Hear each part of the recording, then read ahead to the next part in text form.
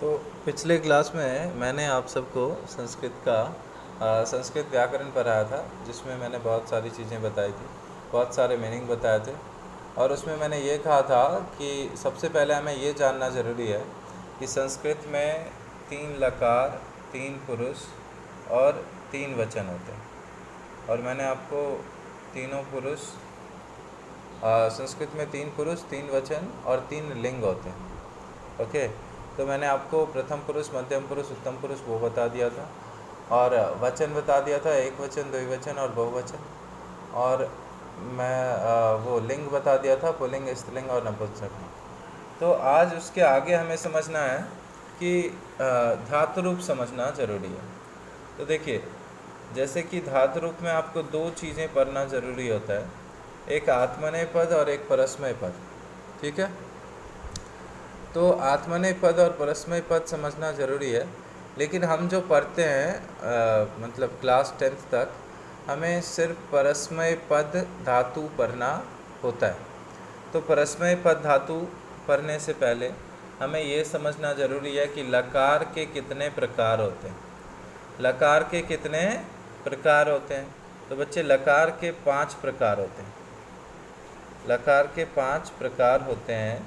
अब ये ऐसा होता है कि किसी जैसे क्लास 6th 7th में बच्चे को 2 या 3 लकार समझाया जाता है, उसके बाद 5 लकार समझाया जाता है। तो सबसे पहले हम यहाँ पे लिखते हैं लट लकार। अब लट लकार को कहते क्या है? तो लट लकार को वर्तमान काल कहते हैं, यानी कि जो चीज़ें वर्तमान में हो रहा है, प्रेजेंट में हो रहा है, जिसे इंग्लिश में प्रेजेंट टेंस कहते हैं। आपने टेंस पढ़ा हुआ है तो उसे कहते हैं प्रेजेंट टेंस। अब हमें ये समझना, अब जैसे मैं इसका आपको एक ट्रिक बताऊंगा जिससे आसानी से याद हो जाएगा। अब एक चीज़ तो पता ही है कि पहले हम 3 वचन लिखेंगे, एक वचन, द्विवचन और तीसरा होता है वो होता है बहुवचन। तीसरा जो है वो है बहुवचन। अब देखिए, अब पुरुष जो है पहले प्रथम इधर हो जाएगा, फिर मध्यम हो जाएगा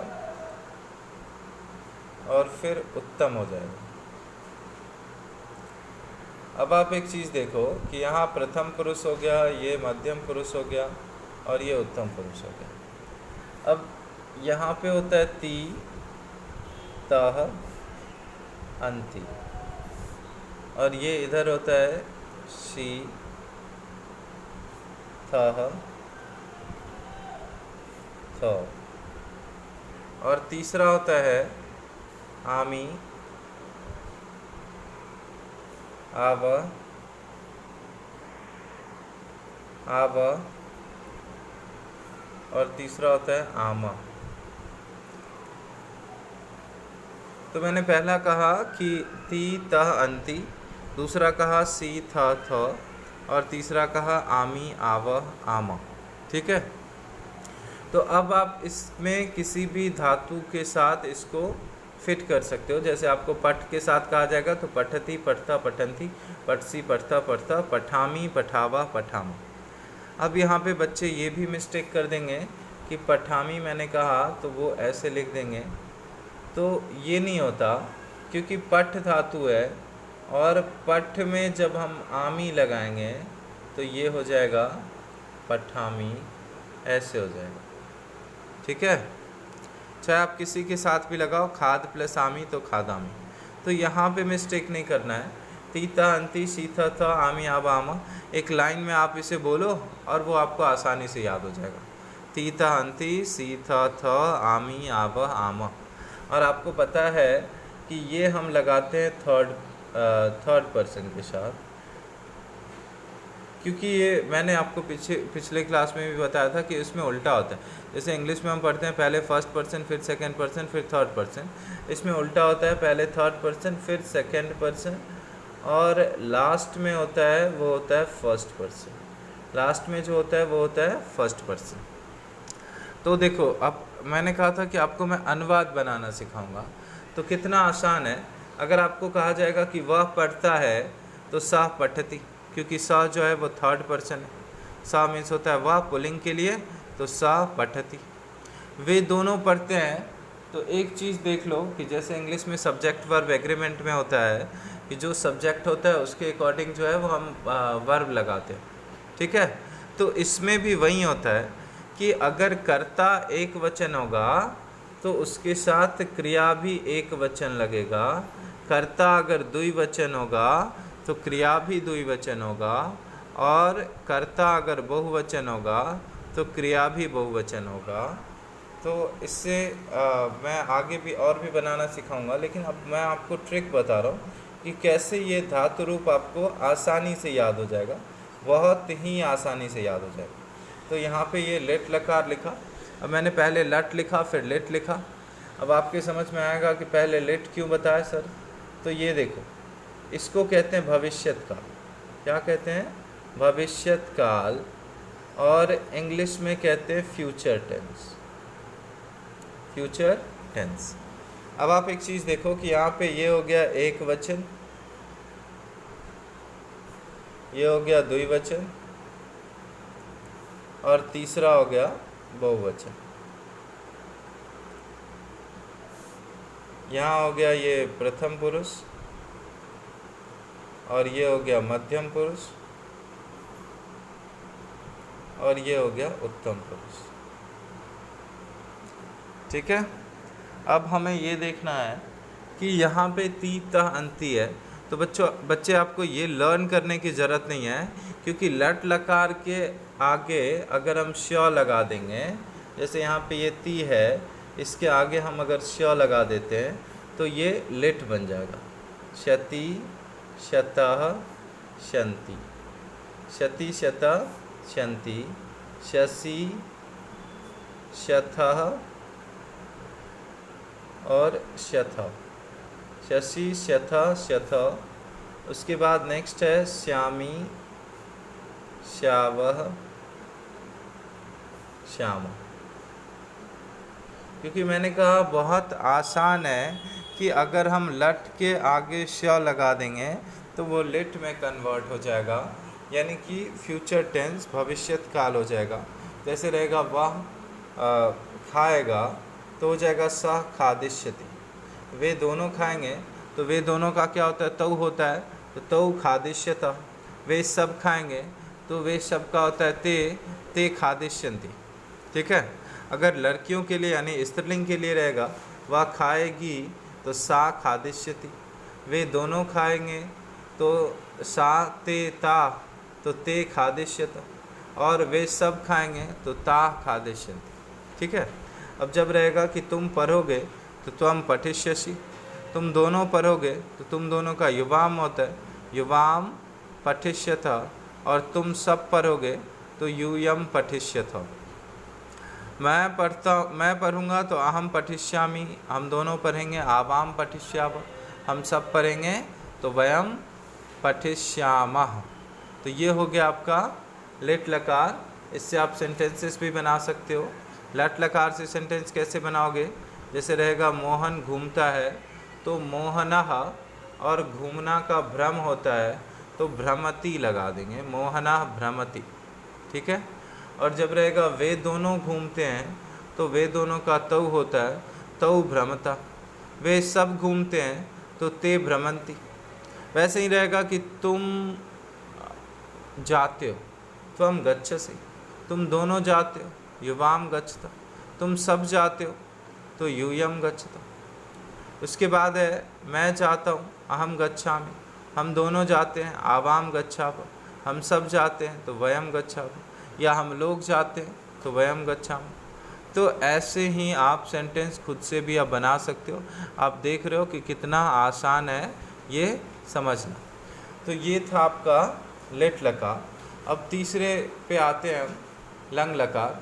तो देखो बच्चे, अगर आपको याद है लंग लकार तब तो कोई बात नहीं, लेकिन मैं एक आसान फंडा बताता हूँ कि अगर एग्ज़ाम में आ गया और आपको नहीं याद है तो आप वहाँ पे आसानी से कैसे कर सकते हो।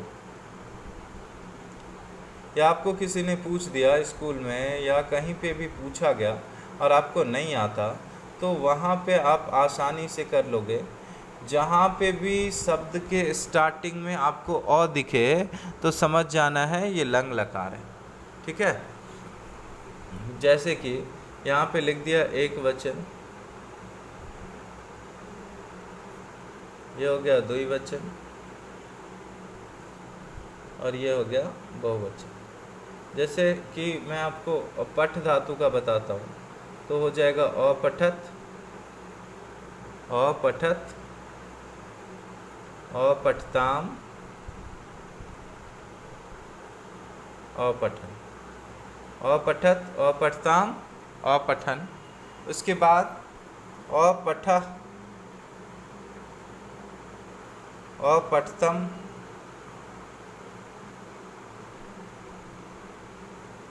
अपठतम।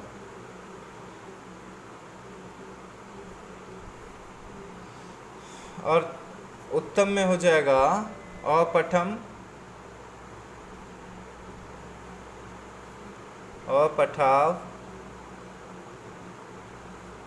अपठाम। तो देखो, जैसे कि संस्कृत बहुत सारे बच्चों को मुश्किल लगता है, तो ये बहुत ही आसान है। बस थोड़ा सा जैसे आप मैथ में फार्मूला के साथ करते हो, तो यहाँ पे भी ट्रिक अप्लाई करना है, और ट्रिक अप्लाई करोगे तो आप चुटकियों में से कर सकते हो। ये प्रथम हो गया, ये मध्यम हो गया, और ये उत्तम हो गया। तो यहाँ पे ये क्या करना है, अ लगा है, अ लगा हुआ है, अपठत, अपठताम, अपठन, अपठ, अपठतम, अपठत, अपठम, अपठाव, अपठाम। सीरियली बोलोगे अगर आप एक साथ, अगर इसे आप 2, 4, 10 बार बोलते हो, तो आपको ये आसानी से याद हो जाएगा। ठीक है, तो इसे कहते हैं लंग लकार, यानी कि भूतकाल। अब मैं आपको अगला बताता हूँ, जिससे कहते हैं लोट लकार। अब ये लोट लकार का यूज क्या हुआ है, क्या होता है, तो जब जिसे इंग्लिश में आप पढ़ते हो इम्पेरेटिव सेंटेंस, जिसे ऑप्टेटिव सेंटेंस कहते हैं। तो इम्पेरेटिव सेंटेंस में क्या होता है कि अगर हम किसी को ऑर्डर देते हैं, अगर किसी से रिक्वेस्ट करते हैं, तो वहाँ पे जो है ये इम्पेरेटिव सेंटेंस यूज हो जाता है। तो लोट लकार को बच्चे कहते हैं हम अनुज्ञाबोधक। क्या कहते हैं, अनुज्ञाबोधक। क्या कहेंगे, अनुज्ञाबोधक। और इसमें मैं आपको ये लिख दूं कि ये होता है बच्चे एक वचन, दूसरा होता है द्विवचन, और तीसरा है बहुवचन। तीसरा क्या है, बहुवचन। ठीक है, एक वचन, द्विवचन, और तीसरा हो गया आपका बहुवचन। अब आप एक चीज़ देखो कि यहाँ पे हम इसे कैसे करेंगे। सबसे पहले जैसा कि हमें करना है कि यहाँ पे प्रथम लिख देना, यहाँ पे मध्यम लिख देना, और यहाँ पे उत्तम लिख देना। ये काम हमें कर लेना। उसके बाद यहाँ पे आप लगा दोगे, इसे कहेंगे तू, ताम, अंतु। देखो, यहाँ पे ती, तह, अंति होता है, यहाँ पे तू, ताम, अंतु हो जाएगा, यानी कि बस ऊ की मात्रा का चेंजिंग है। जहाँ पे ई की मात्रा था, वहाँ पे ऊ की मात्रा आ गया। ठीक है, और फिर होता है ओ, तम, तो, ओ, तम, तो। और यहाँ पे हम आमी, आवह, आमा करते हैं। आमी नहीं करना है, यहाँ पे आमी नहीं करना है, यहाँ पे आनी लगा देना है। क्या करना है, आनी लगा देना है। तो देखो, वैसे तो आप वैसे भी लर्न कर सकते हो, लेकिन ये ट्रिक जहाँ पे मैं बता रहा हूँ, तो यहाँ से क्या होगा, आपको आसानी हो जाएगा लर्न करना। ठीक है, आनी, आवा, आमा। ठीक, तो देखो, ये पहला है तू, ताम, अंतु। पहला है तू, ताम, अंतु, फिर है ओ, तम, तो, और फिर है आनी, आवा, आमा। ठीक है, अब आप इस पे पुट करो किसी को, पठतु, पठताम, पठंतु, पठ, पठतम, पठता, पठानी, पठावा, पठामा। नम धातु से कहेगा, नम का मतलब होता है बच्चे नमस्कार करना या प्रणाम करना। तो नम से कहेगा तो नमतु, नमताम, नमंतु, नम, नमतम, नमता, नमानी, नमामा, नमामा। खाद से कहेगा खादतु, खादताम, खादंतु, खाद, खादतम, खादत, खादानी, खादावा, खादामा। ठीक है, अब तो ये 4 लकार आपके फिनिश हो गए। मुझे उम्मीद है कि आपको याद हो गया होगा। अब मैं आपको नेक्स्ट बताता हूँ विधिलिंग। देखो, आधे से ज़्यादा काम तो आपका हो गया होगा। अब आपका काम है कि 1-2 बार इसे देख लेना, तो ये आपके लिए आसान हो जाएगा, मतलब आपके परमानेंट मेमोरी में चला जाएगा। अब ये विधिलिंग लकार है, तो विधिलिंग लकार बच्चे हम किसे कहते हैं, तो ये होता है चाहिए के संदर्भ में। कौन से संदर्भ में, चाहिए के संदर्भ में। Means if you are suggesting somebody to do anything, तो वहाँ पे सजेशन के लिए इसका यूज हो जाएगा, फॉर सजेस्टिंग। जैसे आपको पढ़ना चाहिए, आपको खाना चाहिए, तुम्हें वहाँ नहीं जाना चाहिए, तुम्हें सोना चाहिए, तुम्हें यह काम करना चाहिए, उससे पढ़ना चाहिए, मुझे पढ़ना चाहिए, मुझे जाना चाहिए, ऐसे सेंटेंसेस जो रहेंगे वहाँ पे हम विधिलिंग लकार लगाते हैं। और विधिलिंग लकार भी बहुत आसान है याद करना। अब कैसे, तो आप देखो यहाँ पे ये हो गया एक वचन, ये हो गया द्विवचन, और ये हो गया बहुवचन। एक वचन, द्विवचन और बहुवचन। अब यहाँ पे नेक्स्ट है, एक वचन, द्विवचन, बहुवचन हो गया। अब नेक्स्ट यहाँ पे हो जाएगा कि प्रथम, मध्यम और उत्तम। थोड़ा सा देखो, अभी तक आपने सीधा पढ़ा, अभी थोड़ा सा टेढ़ा हो जाओ, कि थोड़ा सा टेढ़ा इसका प्रोनाउंसिएशन हो जाएगा, कि ये हो जाएगा एत, एताम, एयुः, एत, एताम, एयुः। फिर है ए तम तो। फिर है एयम, एव, एम, एयम, एव, एम, एयम, एव, एम। यानी कि बच्चे पठेत, अगर आपको पठ से कहा जाएगा तो पठेत, पठेताम, पठेयुः, पठेह, पठेतम, पठेत, पठेयम, पठेव, पठेम। खाद से कहेगा खादेत, खादेताम, खादेयुः, खादे, खादेतम, खादेत, खादेयम, खादेव, खादेम। ठीक है। गच्छ से कहेगा तो गच्छेत, गच्छेताम, गच्छेयुः, गच्छे, गच्छेतम, गच्छेत, गच्छेयम, गच्छेव, गच्छेम। तो ये आपका पांचों लकार क्लियर हो गया। मुझे उम्मीद है कि आपको समझ आया होगा, और अगर आपको कहीं प्रॉब्लम होता है तो आप मुझे कमेंट करके पूछ सकते हो। इसके अलावा अभी मैं आपको अनुवाद नहीं बताऊंगा, क्योंकि उससे पहले मैं आपको ये बता देना चाहता हूँ कि इस धातु रूप के साथ साथ शब्द रूप भी ज़रूरी है। और शब्द रूप मैं आपको बहुत ही आसान भाषा में सिखाऊंगा नेक्स्ट क्लास में, क्योंकि उसके बाद क्या होगा, आप चीज़ों को बहुत ही आसानी से कर सकते हो। क्योंकि देखो, शब्द रूप भी हमारे लिए इसलिए ज़रूरी है, लकार तो इसलिए ज़रूरी था क्योंकि लकार परिवर्तन आता है, लकार से हम अनुवाद बनाना सीख जाएंगे। उसके बाद शब्द रूप भी आएगा, तो शब्द रूप में भी कहाँ पे क्या एरर्स है, कहाँ पे क्या तृतीया विभक्ति लगना चाहिए, कहाँ पे पंचमी विभक्ति लगना चाहिए, तो ये सब मैं आपको बताऊंगा। ये मैं आपको बताऊंगा नेक्स्ट क्लास में। ओके, तो ये आप एक दो बार रिवाइज़ कर लेना, तो बहुत ही आसान हो जाएगा आपके लिए याद करना।